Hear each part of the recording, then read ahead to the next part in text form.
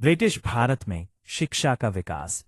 British शासन के दौरान भारत में शिक्षा प्रणाली में महत्वपूर्ण बदलाव आए। अंग्रेजों का प्राथमिक उद्देश्य प्रशासनिक कार्यों के लिए शिक्षित भारतीयों का एक वर्ग तैयार करना था, लेकिन समय के साथ इसने आधुनिक भारतीय शिक्षा की नींव रखी। ब्रिटिश भारत में शिक्षा के विकास को मुख्य रूप से इन चरणों में समझा जा सकता है। 1.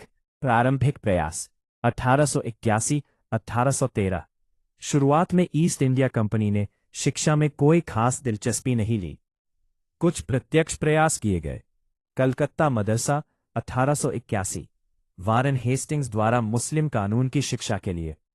संस्कृत कॉलेज 1891, जोनाथन डंकन द्वारा बनारस में हिंदू दर्शन और कानून के लिए।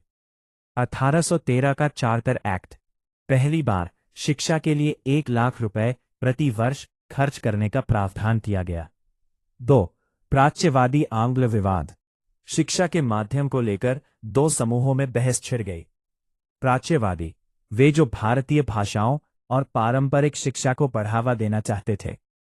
आंग्लवादी, वे जो अंग्रेजी माध्यम से पश्चिमी विज्ञान और साहित्य की शिक्षा के पक्षधर थे। मैकाले का विवरण पत्र, मैकॉलेज मिनट 1835। लॉर्ड मैकाले ने अंग्रेजी का पक्ष लिया।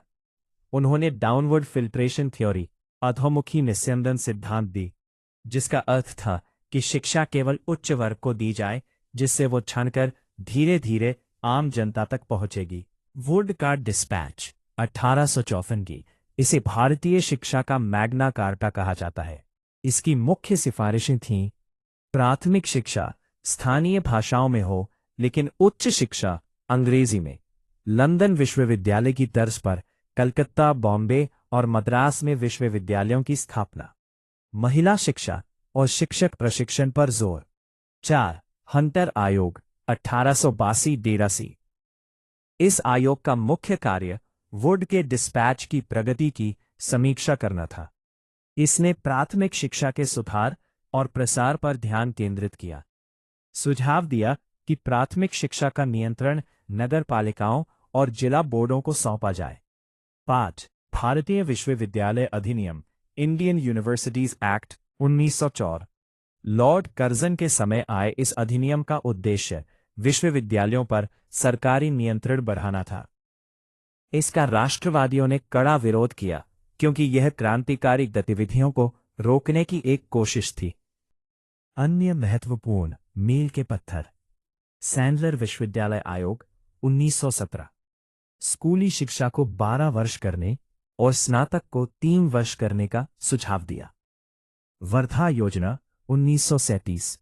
महात्मा गांधी द्वारा प्रस्तावित बुनियादी शिक्षा नई तालीम, जो कौशल और हस्तशिल्प पर आधारित थी। सार्जेंट योजना 1944। इसका लक्ष्य अगले 40 वर्षों में भारत में शिक्षा का पूर्ण पुनर्निर्माण करना था। शिक्षा के विकास का प्रभाव। बौद्धिक जागृति। आधुनिक शिक्षा ने भारतीयों को स्वतंत्रता, समानता और लोकतंत्र जैसे पश्चिमी विचारों से परिचित कराया। सामाजिक सुधार। राजा राममोहन राय जैसे समाज सुधारकों ने आधुनिक शिक्षा के माध्यम से सती प्रथा और बाल विवाह जैसी कुरीतियों के खिलाफ आवाज उठाई। राष्ट्रीय आंदोलन। अंग्रेजी माध्यम ने पूरे भारत के शिक्षित वर्ग को एक साझा भाषा दी, जिससे राष्ट्रीय एकता को मजबूती मिली।